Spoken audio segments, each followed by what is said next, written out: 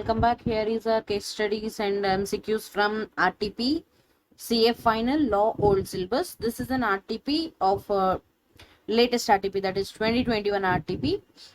And first, let's go through the MCQs part.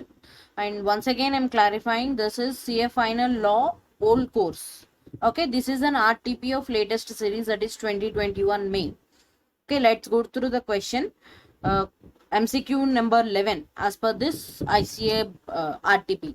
Okay, ABC Limited incorporated in India want to register as an ARC. ARC means Asset Reconstruction Company, to commence its business of asset reconstruction. The company made all the arrangements required for the realization of the financial assets acquired for the purpose of reconstruction of assets and shall be able to pay periodical returns on respective due dates on the investments made in the company. The directors are well qualified and had nearly 25 years of experience in finance, 10 years of experience in reconstruction and securitization of assets. The company has also complied with all the requirements of regulations and guidelines issued by RBI. The details of profit made during the past 3 years are 16-17 200 crore loss, 17-18 500 crores profit, 18-19 700 crore profit. So the question is asking whether this particular ABC Limited can be registered as an asset reconstruction company or not. Before going through the options, let me just take you through the study material. See, this is what the conditions that are required for registration of an ARC. That is section 3. Okay, I have taken this out from your study material. Okay, and the condition says, one of the condition, the first condition says that the ARC has not incurred losses in any of the 3 preceding financial years. So due to this condition, we can say that this particular company ABC Limited cannot be registered as an ARC because it has incurred loss of 200 crores in 16-17, which is within the 3 preceding financial years, and therefore option C, the ARC registration cannot be made, is the correct option for this question. Hope you are clear with this. Let's go through the next question. Proceedings in the Prevention of Money Laundering Act 2002 were initiated against Mr. Suraj. Through an order, property of Mr. Suraj has been attached under Section 8. Mr. Suraj preferred an appeal to the appellate tribunal. Mr. Suraj is adjudicated and insolvent during the pendency of the appeal. What will happen to the proceedings initiated under Prevention of Money Laundering Act in the given case? Okay, let me just take you through the act. So here it is from the Prevention of Money Laundering Act study material. Continuation of proceedings in the event of death or insolvency. So it is saying where any appeal has been, go through the clause B, where any appeal has been preferred to the appellate tribunal, and the second point, in case such person dies or is adjudicated as an insolvent during the pendency of appeal, then it shall be lawful for the legal representatives of such person or the official assignee or the official receiver, as the case may be, to prefer an appeal to the appellate tribunal or continue the appeal before the appellate tribunal. So the answer here is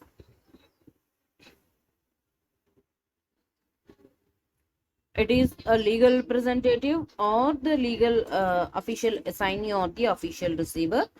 So now, since the person has been adjudicated as an insolvent, it can be either option B or C, but still the option given as per the ICI is option C. Therefore, we'll be going with that option only. Moreover, option B is also correct. Okay. We'll go through the next question. Who shall determine the amount of claim due to a creditor? Who will determine? In case of liquidation of a company, who will determine? It is the RP, that is resolution professional, will decide, because he is the person who will gather all the claims from the creditors, conducts meeting of committee of creditors and all. Therefore, it is the resolution professional, option B. And then next question, 14th question, can an adjudicating authority order the liquidation of a corporate debtor even after approving the resolution plan? Yes.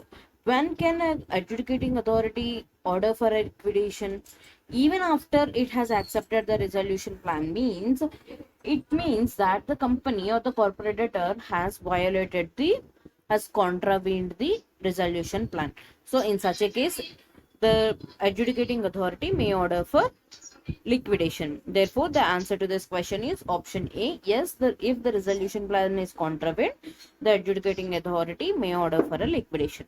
Sorry, it can order for a liquidation. Okay. And option B is saying may order the liquidation if it has received an application from third party who is unaffected by such liquidation.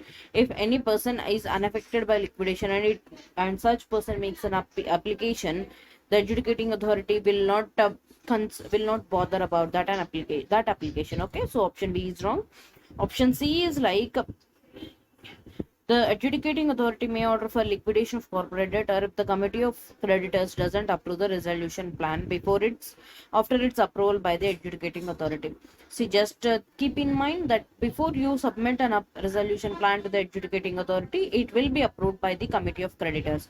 Therefore, there won't be any question of non-approval even after the approval of the adjudicating authority.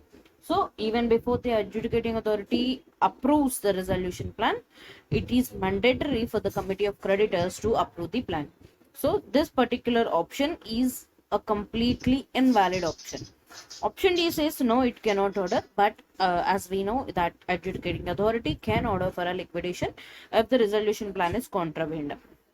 And then what is the periodicity of submission of report by company liquidator with respect to the process of winding up of the company to the tribunal? This is a question from winding up chapter. It is option C, quarterly. Let me just take you through the study material.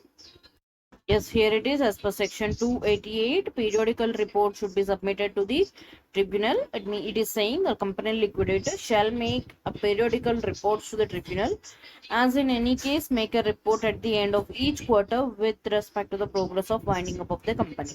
Therefore, the option here is straightforward. Option C, quarterly. Okay, we'll move forward. Question number 16. Mr. X, a resident of India, planned a tour for 15 days to visit Paris to meet his niece living there. Okay, while returning to India, Mr. X was carrying with him INR 30,000. Her niece told him that the limit is marked on bringing Indian currency notes at the time of return to India. Identify the correct limit. It is 25,000. Option D. But still, I'll be taking you through this study material. See, it is here written. It is from our FEMA, that is Foreign Exchange Management Act, wherein it is saying any person resident in India who had gone out of India on a temporary visit may bring into India at any time of his return from any place outside India other than from Nepal and Bhutan, currency notes of Indian government and Reserve Bank of India notes up to an amount not exceeding 25,000. Therefore, the correct option here is option D, 25,000.